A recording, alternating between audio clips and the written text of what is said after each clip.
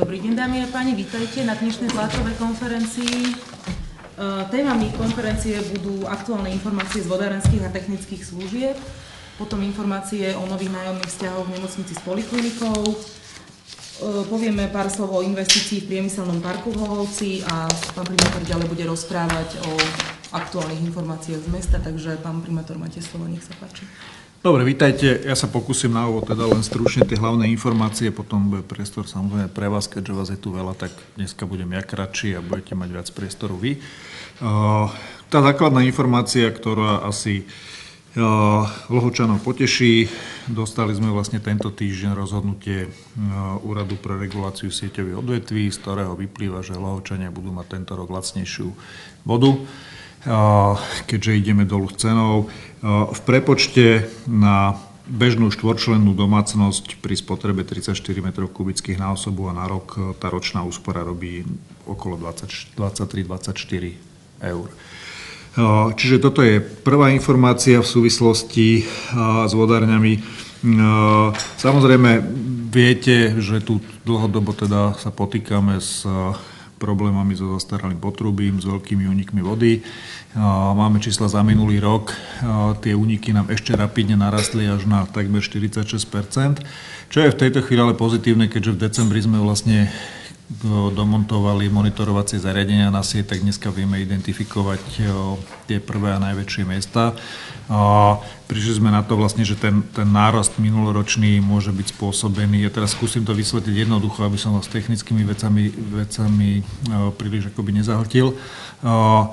My sme celý minulý rok vlastne zasobovali Šulekovo tzv. zipkou, ktorou vlastne išla voda z mesta. Ono pôvodne bolo zasobované normálne ďalkovodom, ktorý išiel od Trnavy, ale keďže ďalkovod bol rekonštruovaný, tak vlastne Šulekovo bolo zasobované spätne tou zipkou, ktorá išla po podvách. A po namontovaní tých monitorovacích zariadení sme zistili akoby denný únik na úrovni 600 m3, čo keď si prerátate, ak by to bolo celý rok, keď si to prerátate na celoročnú vlastne bázu, tak je to vyššie viac ako 200 000 kubíkov vody, čo ak by tak bolo, len hovorím, to v tejto chvíli vieme len akoby si prepočítať, lebo nemali sme to zariadenie namontované celý rok, namontovali sme ho teraz. Ak by to tak bolo, tak by vlastne tie úniky neboli 46, ale 32%, ale vieme to. Navyše tá zhybka patrí Tavosu, čiže s Tavosom teraz ideme riešiť reklamačné konanie, aby sme ako nemuseli my celých tých, neviem koľko desiatok, možno 100 000 kubíkov platiť. VATSK vlastne má po tom prvom monitoringu už pomenovaných asi 10 vlastne súčasných havárií, ktoré vlastne má v pláne začať opravovať. Nemohla sa do nich pustiť, jednak bol problém počasie, ale väčším problémom bolo vlastne, že namiesto plánovaných oprav riešila teraz od nového roku veľa neplánovaných. Viete, v Lhočania, že vlastne takmer na dennej báze boli opravované poruchy. Len taká perlička myslím, že na Hlohovej bola tak, že opravili poruchu jeden deň, ráno to dokončili a po obede to buchlo o pár metrov ďalej, lebo sa ukázalo, že jednoducho asi tónový blok, na ktorom teda bolo ukotvené verejné osvetlenie, nejaký šikovný človek postavil rovno nad rúru vodovodu a jak boli teraz tie mrazy, začala sa hýbať trošku tá zem, jak to sadlo a takýmto spôsobom nám tie potrubie praskajú. To, čo je dobrá správa, že v tejto chvíli už sme schopní tú sieť monitorovať a rýchlejšie určovať tie úniky ešte predtým, než nám skrátka vyrazia niekde na povrch. To znamená, že konateľ VATSky teraz pripravuje jednak plán oprav a aj plán rekonštrukcií, pretože tento rok sa chceme pustiť už aj do rekonštrukcií celých úsekov.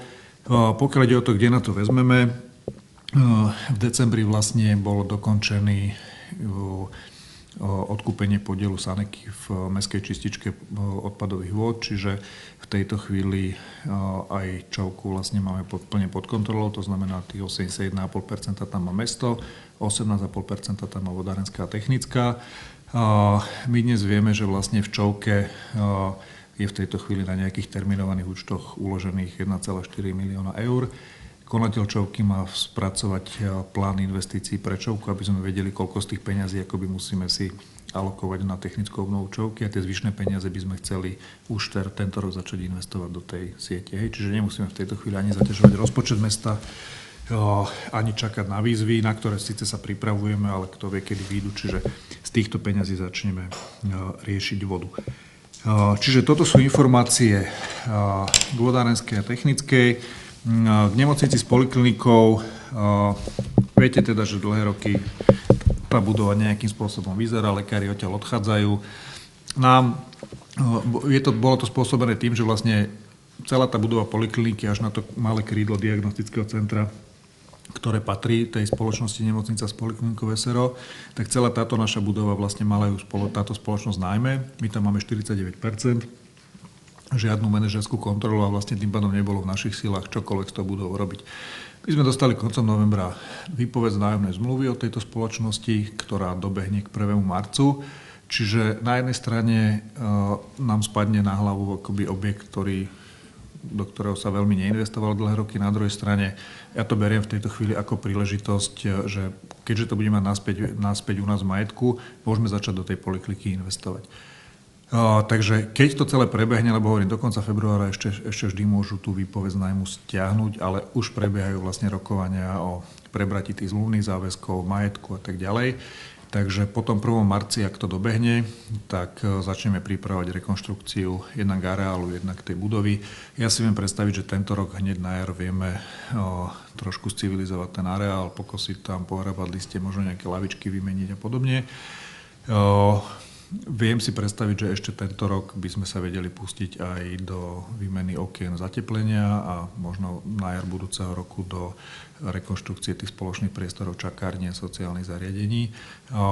Financií zdá sa, na to budeme mať dosť. Tie predbežné výsledky hospodárenia mesta, ktoré budeme prerokovať v máji, hovoria, že zase nám nejaký ten 1 milión, možno 2 natečú do rezervného fondu, takže tie zdroje budeme mať aj vlastné.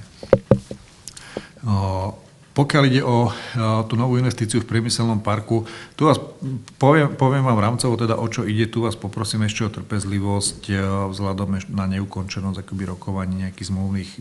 Nemám v tejto chvíli ešte oprávnenie identifikovať akoby konkrétnu spoločnosť, ale je to v tejto chvíli tak, že dokonca po tohto týždňových rokovaniach sa nebavíme len o jednej investícii. Už v tom existujúcom teda priemyselnom parku s tým, že v prípade, že tie rokovania dopadnú úspešne, v tejto chvíli sú na stole akoby 2 investície, ktoré rozširujú tam tú výrobu s potenciálom 500 až 1000 nových pracovných miest v horizonte najbližších, povedzme, 3 rokov. Čiže v tejto chvíli je to tak. Myslím si, že oficiálnu aj tlačovú správu, aj oficiálnu identifikáciu je to otázka týždňa, možno 2 tých spoločností, o ktorých sa bavíme. Sú s tým spojené nejaké technické veci, územno-plánovacie, ale z tých rokovaní, ktoré som mal, tak to sú akoby reálne investície, pretože už je to akoby v štádiu prípravy projektových dokumentácií a tak ďalej, takže myslím si, že by to mohlo dopadnúť. Takže napriek tomu, že sme okres s 3. najnižšou nezamestnanosťou na Slovensku, my sme ponúkli vlastne aj tým investorom, že vieme aj my ako mesto vlastne nejakým spôsobom spoločne komunikovať a hľadať potenciálnych zamestnancov, povedzme z iných častí Slovenska a dostať ich sem do Holovca. Čože? Je to, samozrejme sú to subdodavatelia vlastne automotív priemyslu. Ale nie sú naviazaní iba na tie nové investície na Slovensku, ale vlastne majú nové zákazky po celej Európe. Hej? Čiže to je táto informácia. VHTS-ku som hovoril, NSP-čku som vám hovoril, Saneku sme si povedali. Možno ešte krátka informácia k nájomným bytom a k stavu budovania novej plavárne. Stále prijímame žiadosti záujemcov o tie nové nájomné byty na železničnej. Momentálne by sme mali vlastne sa púšťať do kolaudácie, ak všetko dobre pôjde, tak by sme mali v priebehu februára byť schopní skolaudovať a vlastne na marcovom zastupiteľstve by som chcel, aby poslanci vlastne prerokovali ten návrh na pridelenie tých bytov. Je to tak, že vlastne prijímame tie žiadosti priebežne a k 28. februáru vezmeme všetky žiadosti, ktoré budú k tomuto dátumu úplné, a posunieme to teda do komisie, do Mestskej rady, do zastupiteľstva. S tým, že ľudia si budú môcť aj ďalej podávať žiadosti, lebo ja neviem povedať, či obsadíme všetkých 60 bytov. K 31. januáru bolo podaných 51 kompletných žiadostí. Tých žiadostí bolo podaných viac, ale niektoré teda už v tejto fáze boli vyhodnotené ako neoprávnené, pretože nesplňajú väčšinou tú podmienku príjmu, to znamená od 1,5 násobku do 3 alebo 4 násobku pri istých kategóriách toho životného minima. A niektoré žiadosti teda boli v tomuto datumu podané, ale ešte neboli kompletné, to znamená, že majú doložiť ešte nejaké údaje. Ale 51 vlastne je kompletných s tým, že v prípade... Skrátka, vyzerá to tak, že tých žiadostí bude viac, ako bude počet bytov. Hej? A ešte posledná informácia, je to v podstate sprostredkovaná informácia teda od súkromného investora, ktorý by mal vybudovať tú krytú plaváreň. V decembri vlastne získal územné rozhodnutie, teraz vlastne by mal v krátkom čase podať projekt na stavebné povolenie. Tento týždeň, myslím, že tento týždeň to bolo tam, robili nejaké geologické vrty kvôli statike a spodnej vode, čiže tie práce pokračujú. Ja teda musím zaklopať, lebo povedal som, že uverím, keď sa tam prvýkrát okúpeme. Ale teda sedeli sme s investorom a dohodli sme sa, že zhadzujeme do plaviek, lebo je možné, že sa na konci roka okúpeme, tak uvidíme. Dobre, čiže to sú asi základné informácie naše. Aha, len informácie, ktorú vlastne ak aj vy viete sprostredkovať, budeme radi. Aj tento rok vlastne máme ten štandardný dotačný mechanizmus mesta na podporu organizácií v oblasti športu, kultúry. Tento rok sme vlastne zaviedli aj oblasti humanitárnej a sociálnych služieb s tým, že žiadosti si subjekty môžu podávať do 15. februára. My s nimi robíme aj také akoby na stretnutia, ale nie všetci sa tam musia prísť a zúčastniť, takže akýkoľvek kanál, ako tým ľuďom vieme tú informáciu sprostredkovať, je pre nás dobrý, pretože tie peniaze sú vlastne pre tých ľudí, ktorí tu v meste tie aktivity vykonávajú. Navýšili sme tento rok financie na kultúru v podstate takmer trojnásobne, z nejakých 13,5 na 29, alebo myslím, že 33 aj s fondom primátora. Financie do športu v tomto dotačnom mechanizme mierne klesli, ale v celkovom balíku narastli, pretože sme z toho vyňali akoby energie a tie kluby, ktoré majú v prenajme naše zariadenia, tak tie sme zrovnoprávni, lebo niektorí dostávali rovno cez rozpočet na energie z týchto klubov. To sú v podstate futbalisti v Lovci, futbalisti v Šulekove a hádzanári, ktorí sú na našich športoviskách. Tak sme vlastne všetkým, ktorom dali energie priamo do rozpočtu a cez dotačný mechanizmus je to určené v podstate len na činnosť. A v prípade tých humanitárnych sociálnych služieb, tam myslím, že sme na prvý rok dali 10 plus fond primátora, čiže nejakých 13 alebo 14 tisíc. S tým, že my sme, tak ako sme tento rok kultúru vyhodnotili a navýšili sme tie sumy, to nie sú nejaké zásadné financie, ktoré by akoby nabúrali rozpočet mesta. To znamená, my vždy každý rok vyhodnotíme, že koľko akých organizácií v meste funguje, koľko akých zmysluplných akcií sú schopní urobiť, ak je ten tlak a potreba ako navýšiť tie financie, tak to vieme s tým hýbať aj v budúcnosti. Vieme teda aj nejakú celkovú sumu, že koľko teda tie dotácie určené cca?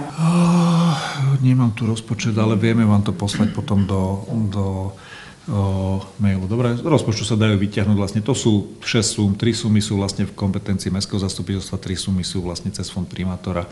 Dohromady to je niekde plus minus 200 000 eur na tieto 3 oblasti. Hej? Ja by som sa chcel opýtať na tú cenu vody.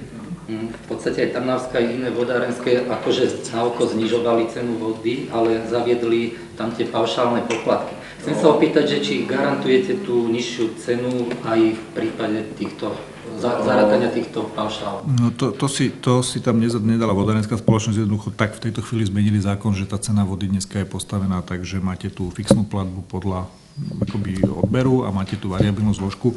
Toto už je cena, ktorá vlastne je normálny sumár tej fixnej platby je variabilná. Hej, že my sme, ťažko sa to tým pádom, že je to takto dvojzložkovo, že sa to dá úplne že presne na každého pomenovať. Preto sme dali taký príklad, že prepočítali sme to na priemernú panelákovú domácnosť štvorčlennú, kde majú priemernú spotrebu tých 34 kubíkov na osobu za rok, čo je taký ako bežný priemer, tak taká rodina ušetrí radovo 10-12% oproti minulému roku tých asi 23 eur.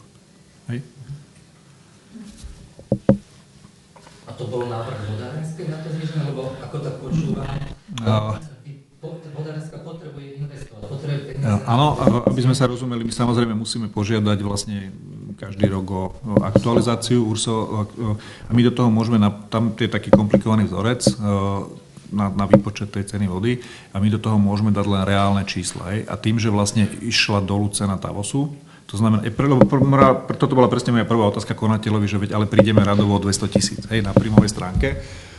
A jeho odpoveď bola, že neprídeme, pretože vlastne to zníženie sa odvíja od toho, že lacnejšie budeme aj nakupovať vodu od TAVOSu. Tým, že URSO znížil cenu vody TAVOSu, od ktorého nakupujeme, tak tým pádom sa to premietlo, lebo my nevieme si dať do toho vzorca vyššiu cenu nákupu vody, ako je reálna, čiže tým pádom išla aj u nás cena dolu, ale vlastne z hľadiska hospodárenia tej spoločnosti je to plus minus vyrovnané. Čiže síce menej vyberieme od ľudí, ale aj menej zaplatíme TAVOSu. No, možno to súvisí s tým, že minulý rok ste hovorili, že tie siete sú v katastrofálnom stave, že či ste nechceli nejako... Naopak, ako my by sme potrebovali čo najviac peniazy do tej spoločnosti dostať, ale nie, jednoducho, toto je maximum, ktoré nám to, lebo my si nemôžeme tú cenu určovať, ale jednoducho naozaj to určuje URSO podľa toho zložitého výpočtu. Tým, že išla dolu cena nákupu vody, išla dolu aj cena vlastne predaja pre spotrebiteľov. To, čo desí, ja teda sľubujem už v tomto roku pomerne vysoký skok, ak sa naozaj ukáže, že na tej zhybke jednoducho sú takéto úniky denne, tak to sa naozaj bavíme o 200 000 kubíkov ročne, čo je v podstate 12% nakúpeného objemu vody. Čiže keby sme vedeli, tým, že vlastne už zase je to šulekovo zásobované z toho ďalkovodu, keby sme toto vedeli vlastne vylúčiť, tak pri tej cene vody to máte hneď nejakých 120 000 eur ušetrených. Lebo to je voda, ktorú nakúpime a ide do zeme. Je to dôsledok toho, že pozrite sa, zo zákona je to tak, že štandardne by sa mali každý rok obnoviť 2% siete, aby sa vlastne za 50 rokov komplet obnovila sieť. Čiže tie peniaze, ktoré sa tu roky, alebo inak to poviem, keby sa tu normálne štandardne bolo 20 rokov investovalo do siete, tak dneska tie peniaze, ktoré mi vytečú do zeme, tak som mohol investovať do obnovy tej siete. Aj my teraz musíme na to hľadať extra zdroje. Dobre, nech sa páči. Ja by som sa chcela spýtať na tú cisternu v prípade tých poruch, že či už je ukončená tá súťaž?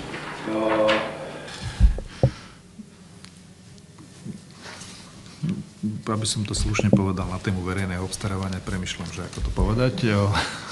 Ako rozumiem tomu, že prečo treba verejne obstarávať aj podľa takýchto pravidel, ale toto je presne o tom, že už sme to obstarávali druhýkrát, prvýkrát nám neprišla žiadna ponuka, teraz nám prišla jedna ponuka, ktorá nesplňala požiadavky na technické parametre a cenu. Čiže verejné obstarávanie zopakujeme. Urobili sme si prieskum trhu, ako dá sa tá cisterna dodať rádovo možno za 12 000 eur. Uvidíme, pokiaľ jednoducho to dopadne zase takto, tak to pôjdeme cestou jednoduchšieho prieskumu trhu, kam nás zákon púšťa. My sa snažíme akoby dobre ísť tou, povedzme, že ukáže transparentnejšou cestou tej verejnej súťaže, hoci by sme mohli ísť o level nižšie v súlade so zákonom, ale keďže výsledky sú takéto, tak asi budeme musieť šetriť čas s tým prieskumom trhu, pretože ten zámer je jednoducho mať ju v apríli na dvore za najlepšiu cenu. Keby už do toho prvého obstarávania sa boli normálni dodavatelia prihlasili, tak sme tú cisternu mohli mať dnes. Ako teraz, keď boli také tie veľké mrazy, je problém robiť to náhradné zásobovanie. Keby naozaj trvali tie opravy, že dlhšie ako pol dňa alebo jeden deň, tak by sme to určite riešili, ale pri tých mrazoch bol problém robiť výtokové stojany, lebo to nebude mrznúť. My tam máme také vlastne vaky, ktorými by sme vedeli ľudí zásobovať, len zase pri tých mrazoch to vám do hodiny zamrzne ten výtok a tak, takže mohlo by to komplikované. Už sme sa bavili aj o tom, že či vlastne nakúpiť ľuďom vodu balenú a tak ďalej. Čiže keby naozaj tie poruchy mali trvať 2-3 dní, tak to určite riešime. Som sa chcela spýtať rekonštrukcii tej budovy nemocnice s poliklinikou, či tým pádom, že táto spoločnosť dala teda výpoveď z tej budovy, tak odchádza Nie, práve naopak. My nemáme ambíciu, to je len tak, že ak si predstavíte tú budovu, tak v podstate asi pätinu z nej, takéto krídlo bočné, tak pekne správené, to je vlastne v majetku tej spoločnosti, kde je to diagnostické centrum a oni aj správovali celú tú veľkú budovu, kde je, neviem, asi 18 lekárov, je tam nejaká výdaňa zdravotníckeho materiálu, lekáreň, A samotná nemocnica s poliklinikou SROčka tam má vlastne bude tam mať prenajaté priestory, pretože ona bude ďalej poskytovať zdravotníckú starostlivosť. Je tam liečenie dlhodobo chorých, je tam pohotovosť, ktorú nám teda asi pán minister ide zrušiť, ak som včera pozeral tú sieť pevnú tých pohotovostí. Majú tam kancelárie, hej, čiže my nejdeme prevádzkovať zdravotnú starostlivosť. Tu nemáme tú ambíciu. My jednoducho bereme tú budovu, ideme do nejakého stavu a budeme ju prenajímať vlastne lekárom. To, čo je pre mňa dôležité, preto som sa minulý týždeň stretol s tými lekármi, aby boli pokojní, lebo už zase Lohovec je teda, že mesto majstrov sveta v šírení zaručených správ, takže už išli správy, že to sa predáva Pente a neviem komu, čiže tí lekári už zase boli neistí, či sa majú baliť, či sa majú hľadať iné miesto. Pre nás je dôležité, aby tam všetci zostali a v nejakom časovom horizonte sa tam nebudú ešte niektorí vrátili, lebo je to ideálny areál na tú zdravotnú službu. Naopak, tým, že je tá zdravotnícka starostlivosť poskytovaná na 5-6 rôznych miestach, ideme tento rok spúšťať sociálny taxík, aby teda tí, ktorí sú menej pohybliví a starší ľudia, možno sociálne slabší, ktorí majú problém vlastne sa prepraviť medzi 3-4 lekárov, aby sme im poskytli takú službu za nejakú symbolickú sumu. Nech sa môžu prepravovať medzi zdravotníckymi zariadeniami. Takže počas rekonštrukcie bude tam tá zdravotnícka... Neplánujeme teraz, že odstaviť tú budovu a podobne, lebo to, keď raz odstavíte, už tých ľudí tam nedostanete, takže to sa dá robiť za pochodu. A to zateplenie sa dá robiť za pochodu, tak, jak sa robí na činžiakom. Výmeny okien sa dajú spraviť rýchlo a zase tie vnútorné rekonštrukcie, to sa dá nejako etapovite spraviť. Ale hovorím, v tejto chvíli čakám na 1. marec, teda, že či sa reálne budeme mať o čom baviť. Viete dôvody, prečo sa to... Ja tipujem, že jednoducho zaťažuje to tú NSPčku aj nákladovo, aj nemajú oni vlastne štruktúry personálne, ktorými sú schopní sa o takú budovu akoby reálne starať. Ale vďaka tomu sme napríklad zistili, že máme v majetku 6 sanitiek, ktoré sú síce už nepojazdné bez STKčky, ale mesto vlastní 6 sanitiek. No. Takže hovorili ste tu o dotáciách, teda do rôznych oblastí. Jednou z oblastí, s ktorou teda doteraz mesto dobre spolupracovalo, bolo aj občianske združenie Zámok Lohovec. Dočítali sme sa, medializované informácie hovoria o tom, že občianske združenie presúva svoje aktivity, alebo čiastočne, alebo možno, že aj do Chťelnice. Keby ste sa k tomuto nejakým spôsobom vyjadrili, čo, prečo, ako vy ďalej a tak ďalej. Ako stojíte teda s týmito vecami? Nechcem vás akože zase zdržiavať históriu, ale mi sa k tomu ťažko vyjadruje, lebo ja vlastne, viete, že o tomto sme sa mi dozvedeli ex post vlastne z médií. Samozrejme, nechcem, aby ste sa vyjadrovali k tomu. Nie, takto, ja poviem dve veci. Samozrejme, že na jednej strane ma mrzí, že občianske združenie sa aj ekoučebňou, ktorú vlastne odsťahovalo do Klačian, aj týmto projektom, že odišlo vlastne do Chťelnice, ma mrzí, pretože my sme celý čas boli pripravení spolupracovať. Myslím, že tie 2 roky sme pre nich robili, čo sa dalo. Ja už som to tu spomínal, jednoducho ja som osobne s poslancami musel akoby vylobovať tú ich nájomnú zmluvu na zámok, lebo tá vôľa nebola veľká, keďže tam akoby prebiehala rekonštrukcia. Na druhej strane ma to teší pre starostu Chťelnice, pretože my sme tam boli nejaký 13. decembra vlastne sa pozrieť aj s kolegami z Mestského úradu, ako čo tam urobil v tej prvej etape rekonštrukcie kašteľa a tam sa nám sťažoval, že sa mu ťažko bude pokračovať, lebo už tí poslanci v tej obci hovoria, že toto nie je priorita a dávať ďalšie peniaze. To znamená, že ak mu to pomôže pokračovať tej rekonštrukcii, naozaj urobili tam akože kus roboty, čiže z tohto pohľadu je to OK. Pokiaľ ide o ten vzťah k občianskému združeniu, ja tomu nerozumiem, úprimne. Asi 20 krát sme im kladli otázku, že čo robíme zle vo vzťahu k zámku a vo vzťahu k občianskému združeniu, keď ich komunikácia z ich strany je taká, aká je. Z našej strany za celé 2 roky nezaznelo jedno negatívne slovo na spoluprácu so združením. Kade chodíme, ja tady hovorím, ako si vážim to, čo tu urobili a naštartovali v podstate tú robotu. Aj vďaka tomu, že vzniklo združenie a začali robiť, sa podarilo v zastupiteľstve zastaviť nejaké iné investície a presunúť peniaze na strechu zámku ešte v minulom volebnom období. Keď som ja nastúpil, tak sme tomu pridali ďalšie financie, pretože pamätkári povedali jasne, že havarijný stav, ktorý ohrozuje zámok, je strecha, vzlinajúca vlhkosť a statika bastiónu. Združenie robí kopu užitočnej práce, ale nerieši tieto havarijné stavy. Čiže my ako vlastník sme podali jasné, musíme sa o to postarať, pretože keby sme napríklad nespravili tú strechu, tak sa nemáme o čom baviť, lebo tie podlahy sú asi všetky zbortené. Teraz vlastne riešime, ideme robiť, v podstate začíname hneď jak rozmrzne prípojky, to znamená kanalizačnú a následne elektriku, vodu, riešime statiku bastiónu, v decembri sme robili 3D scan, lebo ten stav je ešte horší, ako sme si mysleli. Čiže ja nemám spor s občianskym združením. Jediné, čomu ja nerozumiem, my sme sa stretli v novembri s vedením združenia, kde sme im povedali, že plánujeme pokračovať v intenzívnej rekonštrukcii, lebo vyhodnotili sme takto, že keď už sme v tomto štádiu, podali sme projekt do Českej cezhraničky na rekonštrukciu druhého podlažia, schodiska a výťahu. Ja dnes vidím, v akej finančnej kondícii mesto a čo si môže dovoliť, tak sme povedali, že nemá z nášho pohľadu zmysel to rekonštruovať 20 rokov po kuskoch, lebo by to asi spadlo.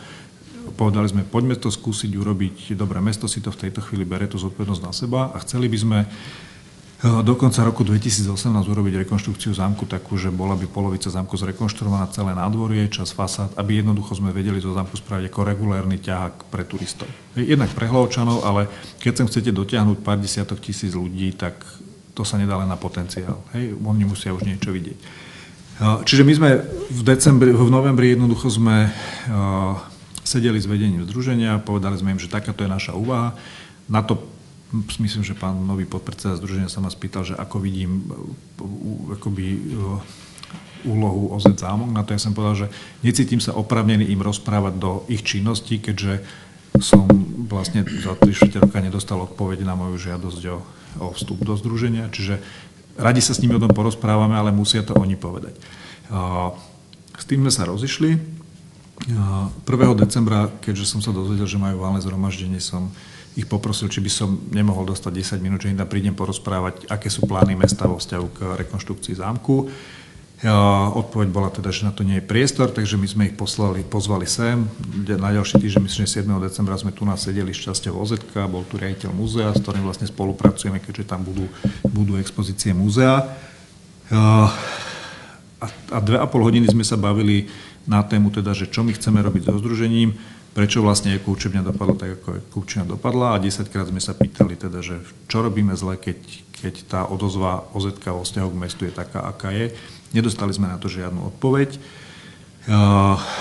Dnes sa dozvedám vlastne z oficiálnych stránok OZ-ka, že oni vlastne už toho 1. decembra na tom valnom zhromaždení sa rozhodli o tej chtielnici a že 7. decembra, keď tu s nami sedeli a nepovedali o chtielnici ani slovo, tak už boli rozhodnutí, že idú do chtielnice. Lebo my sme ešte na tom novembrovom stretnutí ich prosili, lebo chceli dať oni zase projekt do Obnovme si svoj dom na nejaké chodby a my sme hovorili, že teraz vám to nepodpíšem, pretože my chceme vlastne sa uchádzať o tieto peniaze a poprosíme vás, že nedávajme si konkurenčné projekty. Ak máte nejaké kontakty, viete nám pomôcť, tak nás tým pomôžte.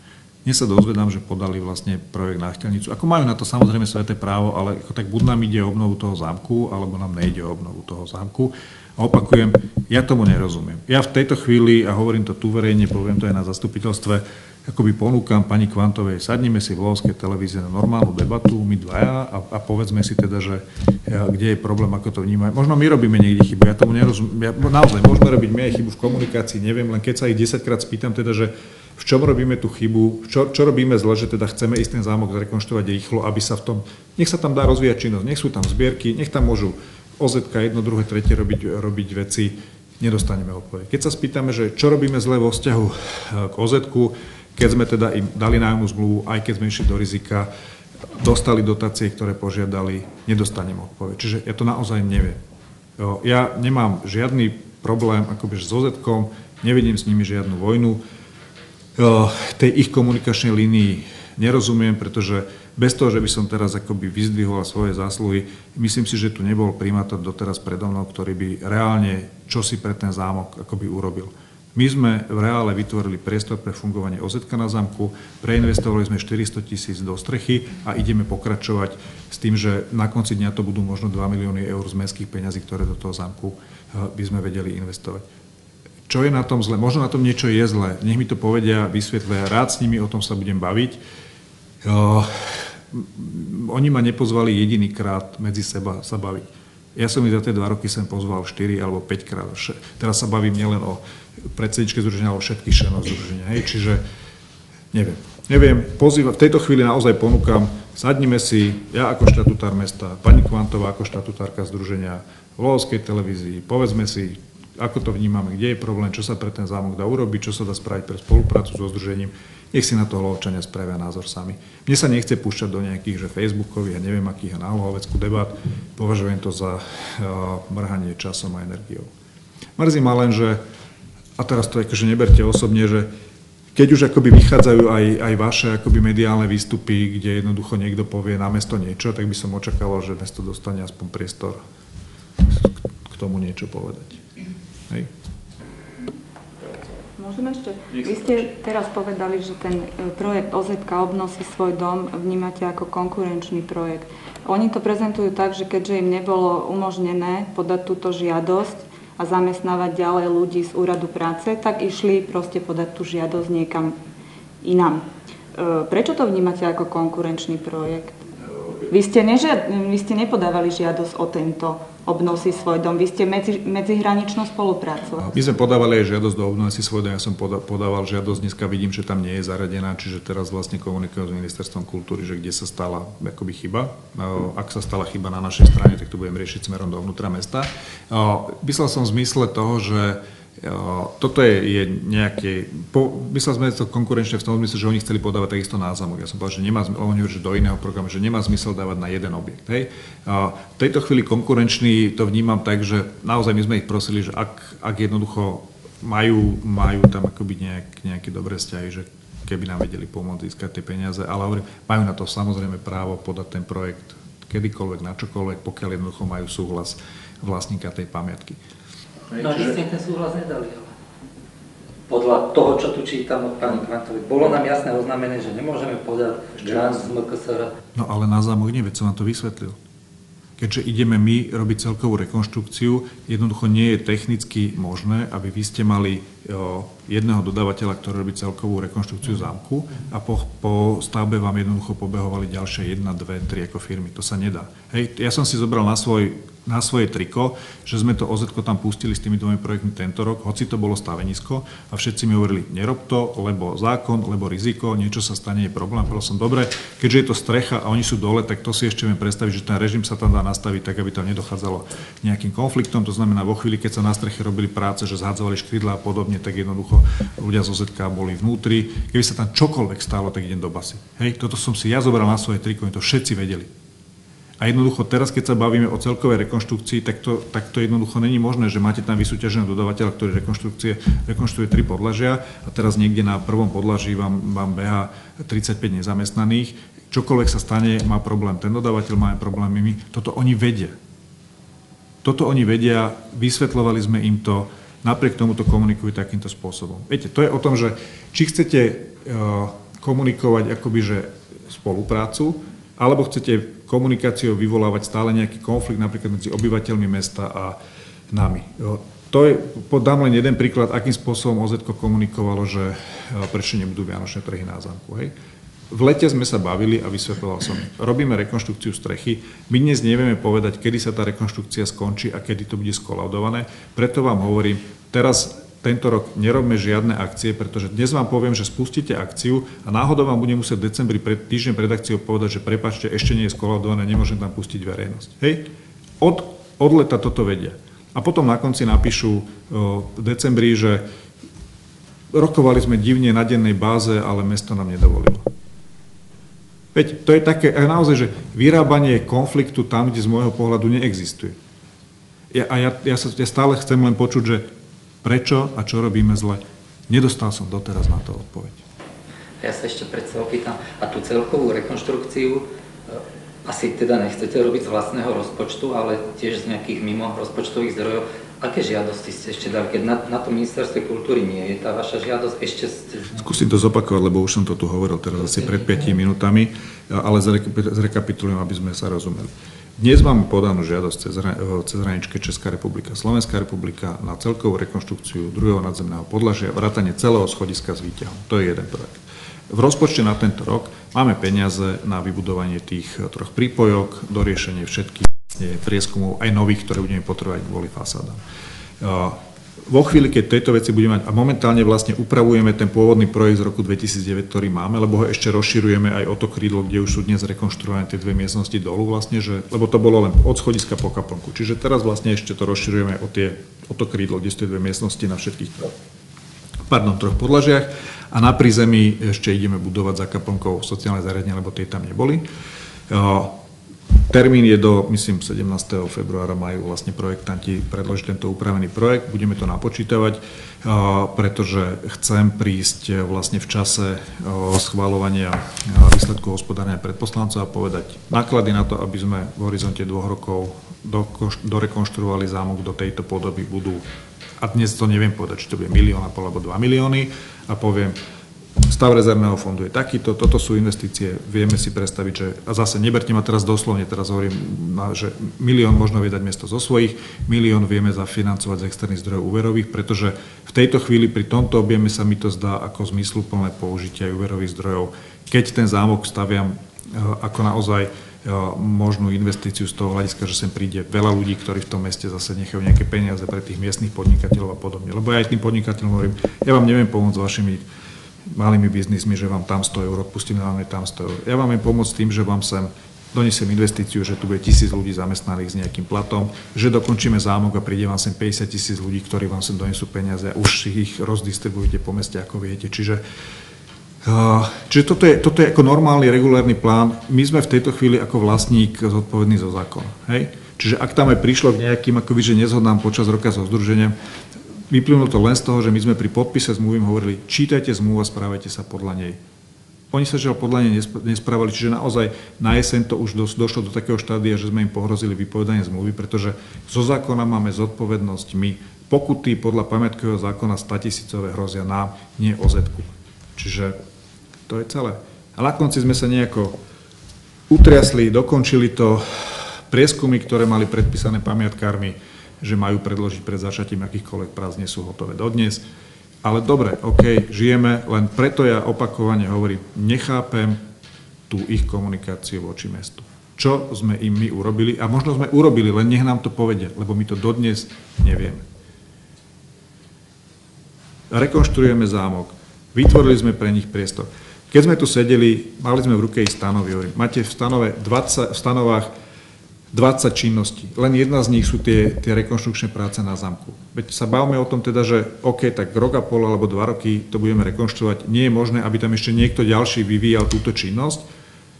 My sme povedali, veď poďme sa baviť ako o iných objektoch v tej zámockej záhrade, ktoré by akoby mohli dostať do nájmu a možno, že boli aj primeranejšie veľkosti združenia aj tých peňazí, ktoré môžu dostať.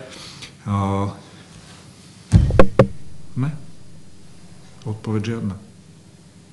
Čiže ja viem, že v tejto chvíli, vzhľadom na to, akým spôsobom OZ-ko komunikuje občanom mesta, to, čo komunikuje, my vyzeráme ako tí najväčší vyvrheli, ktorí tu nebodaj tu niekto, že 20 rokov rekonštruoval zámok a my sme to teraz akože zničili alebo neviem čo. Ale tak to nie je. Je to úplne naopak.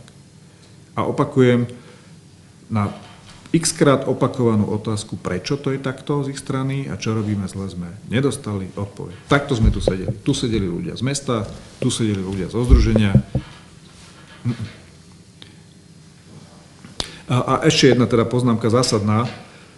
Občianske združenie má dnes platnú nájomnú zmluvu, ktorú na zámku, ktorým nikto nevypovedal. Čiže všetky články typu, že vyhodili sme a podobné veci sú v tejto chvíli slušným slovom, že nepravda, expresívnejším, že lož. Čiže budú tie podujatia ďalej nejaké kultúrne, ktoré organizovalo občianske združenie, pokračovať? To sa pýtajte občianskeho združenia, do toho my im nevstupujeme. Oni v tejto chvíli, myslím, že avizovali nejaký kultúrny kalendár na 6 podujatí na rok. No veď práve, že sú avizované, že Oni odstúpili od investičných teda akcií, ale ani to tu nezaznelo. Ako, viete, ja s tým nemám problém. Čím viac akcií, nech ich organizuje ktokoľvek, ako pre občanov lepšie. Hej? Ako, s týmto my nemáme najmenší problém. Ja neviem, kde všade chcú tie akcie riešiť. Ak ich chcú robiť zámocké záhrady, asi tam potrebujú nejaký asi súhlas, ale najmä pamiatkárov, lebo je to pamiatkovo chránený park, to neviem, či majú. U nás zatiaľ ako neevidujeme takú žiadosť, ale my sa určite akoby v tejto chvíli... Ja nemám dôvod sa začať správať, takže teraz budem brániť OZ-ku tu vyvíjať činnosť. Jediný problém je, že oni tu nepovedali, že jediný zmysel OZ-ka sú stavebné práce. Hej? Čiže ja neviem, prečo sú na to tak upetí, možno na to majú nejaký dôvod, ale zase neviem to, lebo takto tu sedia a mlčia na túto tému. Čiže ak oni chcú robiť kultúrne akcie, ak si dajú žiadosť do tej dotačnej schémy, nevidím dôvod, aby im poslanci ako na to tie peniaze, lebo o tom nerozhodujeme, o tom rozhodujú poslanci.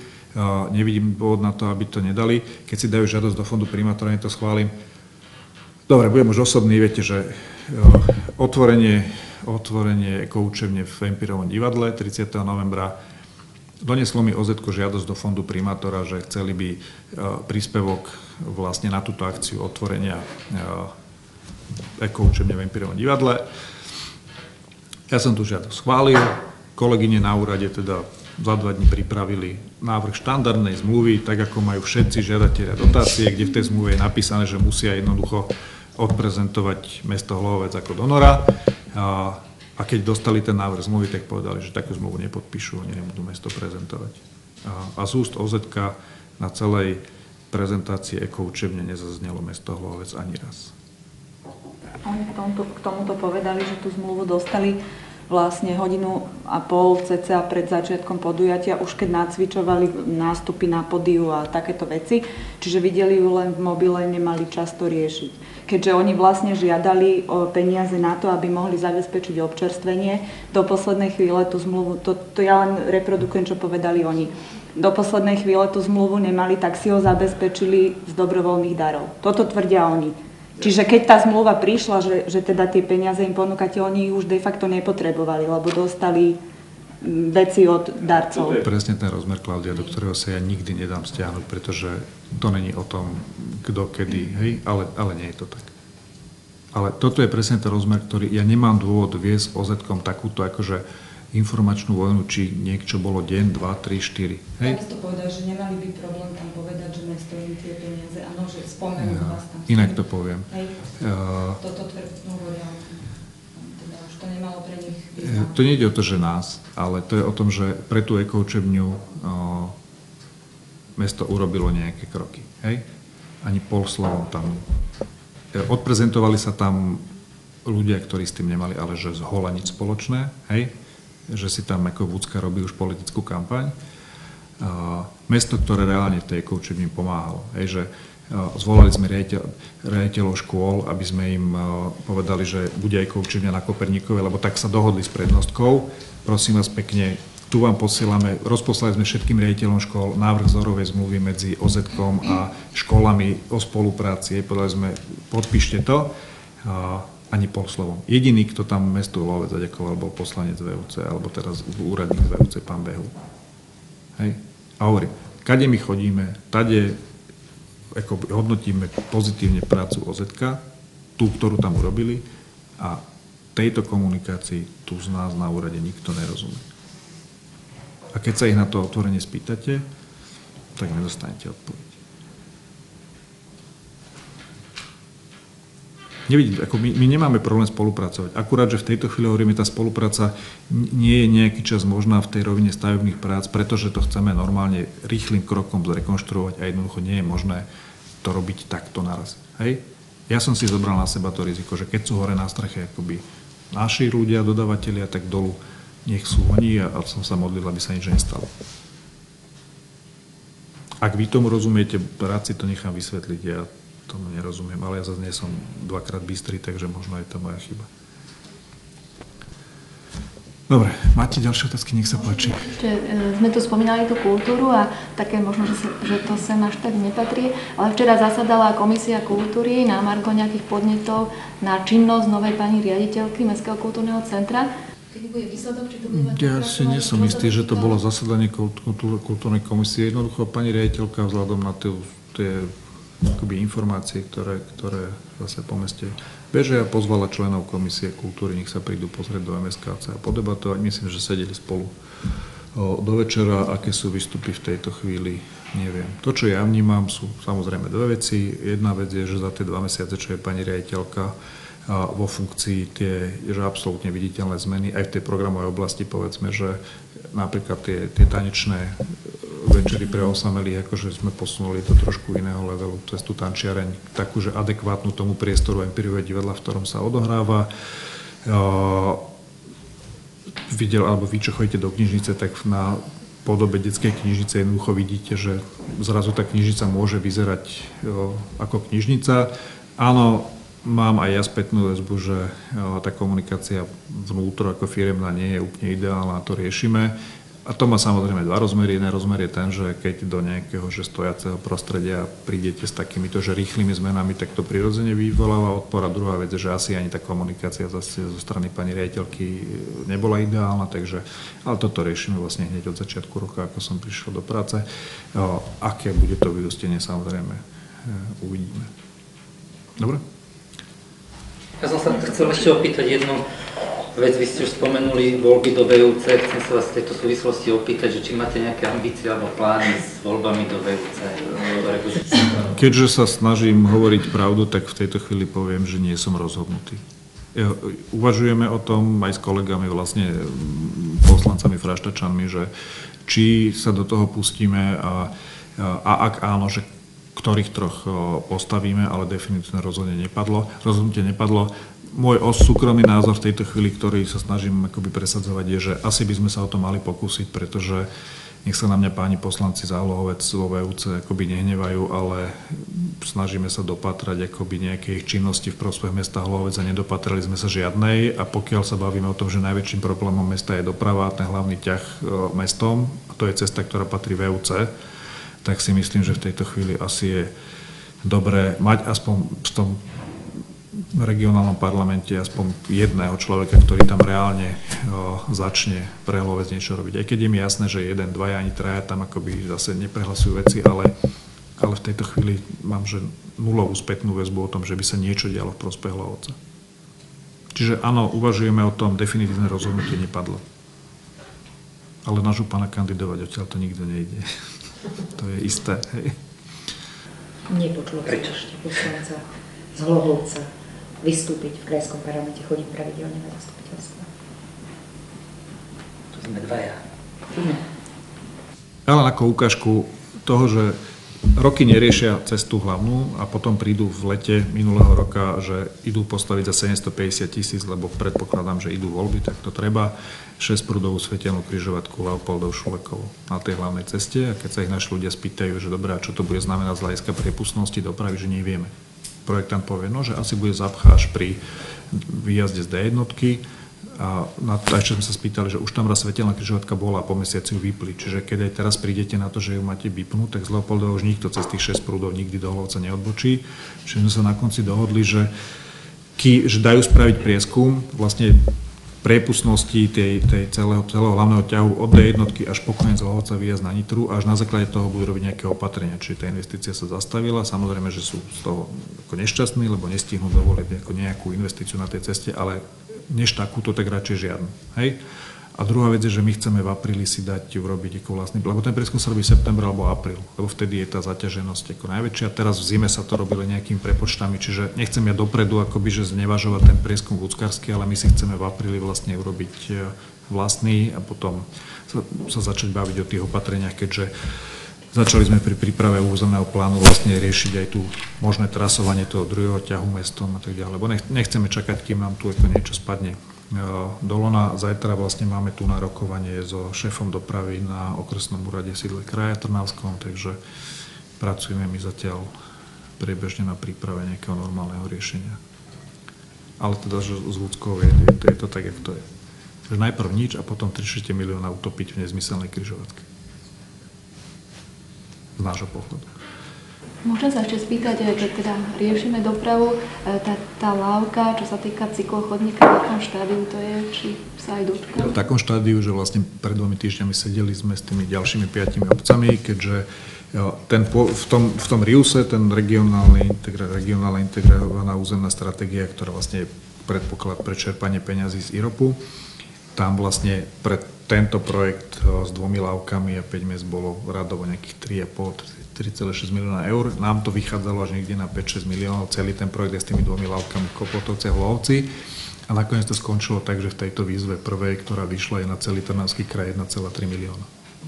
Na celý Trnavský kraj. Čiže my teraz sedíme a bavíme sa o tom, že vlastne, že čo tam ideme podať. To je bod 1. Bod 2. My sme mali nejakú komunikáciu so spoločnosťou Top Optimal, ktorá vlastne v tejto chvíli je držiteľom územného rozhodnutia na vodné dielo Sereď, kde majú v objektovej skladbe aj lávku. A teraz už bola dohoda, že vlastne to územné rozhodnutie by nám vedeli pre tento jeden objekt ako posunúť na nás, nech my v tom vieme konať. Momentálne ale je to v takom štádiu, že oni vlastne už sú štádiu stavebného povolenia, ktoré je prerušené, stavebného konania, ktoré je prerušené, takže aj tam sme v tejto chvíli, takže že čakáme vlastne, čo sa z nich stane. My by sme chceli od nich dostať tento jeden objekt, lebo celé to vodné dielo Sereď podľa mňa, a dúfam, že nikde nebude, hej? Ale v tejto chvíli oni majú územné rozhodnutie, tento objekt majú v rámci tej objektovej skladby tam, čiže keď zajtra odíde ten pán Strnavy, tak vlastne mám rokovanie aj s pánom Pikusom o 10:00 z tejto spoločnosti práve na túto tému, teda, že či je vôbec reálne dostať sa k rozhodnutiu k tomuto objektu, aby sme mohli ďalej konať. Hej. Celá tá cyklotrasa, celé tých 5 obcí. Nechcem ja dopredu prejudikovať, jak to dopadne, ale navyše celý ten celá tá výzva je postavená, že to je alternatívna doprava do zamestnania. Čiže keď sa pozriem na to, tak v tejto chvíli mi najväčšiu logiku dáva urobiť bezpečné prepojenie stanice Leopoldov priemyselný park, kde navyše pribudnú ďalšie miesta, hej, aj s nejakými cyklodomami na stanici, aj tu a vlastne sa bavíme o niekoľko tisíc ľuďoch, ktorí môžu sa normálnym spôsobom dostať do zamestnania. Čo by sa dalo akoby zmestiť do nejakej sumy, ktorá by mohla byť. Majú byť ďalšie kola a tak ďalej, viete, to sú také, že všetci počuli, nikto nevidel, lebo už pred rokom mali tie výzvy byť vonku, už sme zase v polovici vlastne toho obdobia, ktoré je vlastne posledné. Čiže jak budeme zase čerpať eurofondy na konci, to bude zase. Mohlo by sa stať, že len sa nejak odpoja, že len Koplotovce, Madunice a tam, že začnú realizovať? Môže sa stať všetko. A úprimne myslím si, že pri týchto sumách lávka Koplotovce, Madunice padá, lebo Koplotovce nemajú, ako to je tak, že pokiaľ tam nebude Hlohovec, tak to združenie nemá šancu to spolufinancovať, lebo tam je spolufinancovanie 5%, Koplotovce ako obec nemajú šancu spolufinancovať 5% z miliónovej lávky, hej, ani náhodou, keď majú celoročný rozpočet 250 000 ako obec, hej, takže. Ale aká bude ich úvaha, neviem, zatiaľ normálne pokračujeme, oni si pripravili, lebo oni ako tých 5 obcí, keďže dostali nejaké peniaze z Úcky, si to riešia ako jeden projektovú dokumentáciu, my vlastne paralelne robíme našu s tým, že tie body napojenia vlastne sú.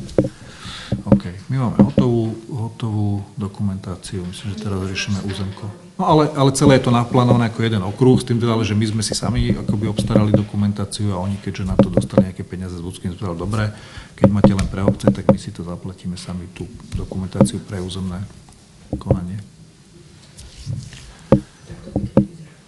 A však nie je ešte všetkým dňom koniec, no ale tak uvidíme.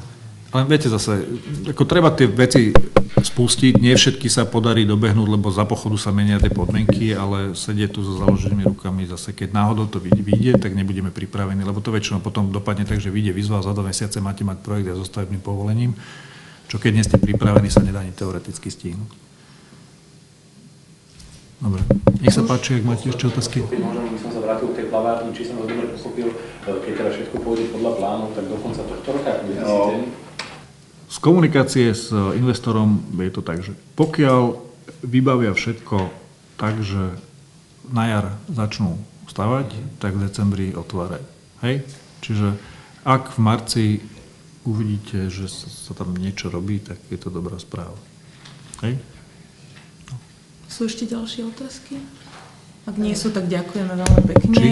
Ale môžete keď. Ešte máte tu v bodoch zastupiteľstva nejaké plochy pre agroturizmu, šumperky, čo to je, prosím vás, čo zamýšľate, čo chcete? To je aktivita súkromného investora, ktorý má pozemky hore na Šumperku a plánuje tam nejakú, myslím, že aj nejaké kombinácie, agroturizmus, kombinácia bývania vlastne s chovom koní a podobne a potrebuje vlastne zmenu územného plánu na to, aby tam toto mohlo rozvíjať. Toto nie je mestská aktivita. Možno informácia, ktorá nie je v tom programe, lebo bude v bode rôzne. Poslancom vlastne predkladám zámer podať žiadosť na Slovenský zväz ľadového hokeja o vybudovanie tej hokejovej haly, keďže nás zväz oslovil. Vlastne máme dohodnuté rokovanie so šéfom zväzu budúci týždeň, len potrebujeme na to aspoň, lebo súčasťou tej žiadosti dokonca, že má byť súhlas s prenajmom pozemku, čo nevieme v tejto chvíli spraviť, ale aspoň takú deklaráciu, že chceme a podávame žiadosť a uvidíme, ako to dopadne. Čiže ideme podať žiadosť vlastne do SZLH jednu z tých hál, ktoré majú budovať, aby bola aj v Lohovci. V tejto chvíli to asi vychádza tak, že vlastne v areáli súčasnej akoby ľadovej plochy, lebo tá je v takom technologickom stave. Ako tento rok sme ju skoro nespustili kvôli personálnym akoby problémom, že na to potrebujete ľudí s papiermi, tí, čo to pôvodne robili, si našli inú prácu, nájsť iných bol problém. Teraz, že mimo záznam, poviem, ani to netočte, keď sme už toho, že len perlička mimo záznam. Dobre. Čiže je to čoraz ťažšie ako túto starú technológiu udržať pri živote.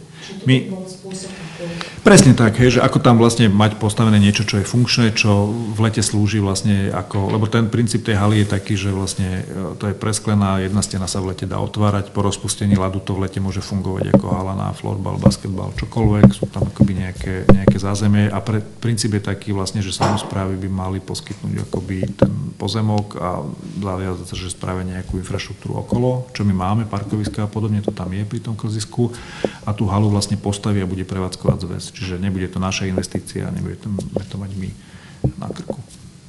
Hej? No, neviem, či sa zmestíme do tých pár miest, ktoré teda, že... Myslím si, že to je skôr tak, že my by sme mali poskytnúť ten vyčistený akoby, že pozemok v úvodzovkách. Oni to chcú buď na Zelenej lúke, alebo pri školách, tak my ponúkame, že v tejto chvíli je tu takáto stavba. A zavezujeme sa tam do roka dobudovať nejaké detské ihriska, nejaký skatepark a podobne. Len keď sa bavíme o tamtej časti, tak skatepark je povedzme o 100 metrov ďalej, už vybudovaný. Otázka je, či ho preniesem. Skrátka, my sa zavezujeme k takýmto veciam. Oni vlastne k vybudovaniu tej haly a prevádzkovaniu a my do roka tie veci navyše. Hej. Ešte informácia na záver. Mestské zastupiteľstvo rokuje tento rok na hoteli Jeleň, takže meníme miesto, vidíme sa o 14. Keď sa vás bude niekto pýtať, že koľko to stojí, tak z hľadiska nákladov je to lacnejšie, pretože náklady na prevádzku Empirka hodinové teda sú oveľa väčšie než... A poviem to ináč. Empirko prenajímajú štandardne ako nákladovú cenu za 30 eur na hodinu, čiže my keď sme tam 10 hodín denne. To, že doteraz sme si to vnútorne akože nefakturovali, je z môjho pohľadu chyba, lebo to sú reálne náklady Mestského kultúrneho centra, ktoré s tými zastupiteľstvami mali a ktoré znášajú na svoj rozpočet.